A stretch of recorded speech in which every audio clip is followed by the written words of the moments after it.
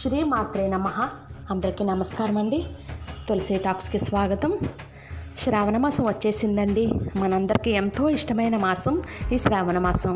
లక్ష్మీదేవి అనుగ్రహం కోసం ఈ నెలలో ఆ జగన్మాతను పూజించుకుంటామండి. ఎప్పటి నుండో నా కోరిక అండి, కొంచెం పెద్దది లక్ష్మీ అమ్మవారి రూపం ఉండి దీపం పెట్టుకోవడానికి ఒకటి కావాలని ఎప్పటి నుండో నా కోరిక అండి. చాలాసార్లు కొనడానికి వెళ్ళినా అయ్యేది కాదు. కానీ ఈ శ్రావణ మాసంలో మొదటి శుక్రవారం రోజు అమ్మ రావాలి అనుకున్నారేమో, గజలక్ష్మి అమ్మ రూపంలో వచ్చేసారండి మన ఇంటికి. ఎంత బాగున్నారో చూడండి.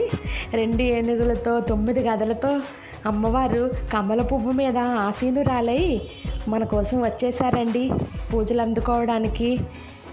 అమ్మవారితో పాటు లోటస్ కుందులు కూడా తెప్పించుకున్నానండి.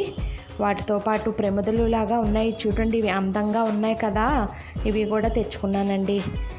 ఇవి చాలా పెద్ద అమ్మవారండి, బరువు కూడా బాగా ఉన్నారు. నేను అసలు అనుకోలేదండి, నిజంగా ఇంత అద్భుతమైన అమ్మవారి రూపాలు కుందులు శ్రావణ మాసంలో మన దగ్గరికి వస్తాయని నేను నిజంగా అనుకోలేదండి. ఎంత అద్భుతంగా ఎంత కళగా ఉన్నారండి అమ్మవారు. కన్నులకి పండగలా ఉందండి. అమ్మవారిని చూస్తూ ఉండాలనిపిస్తుందండి.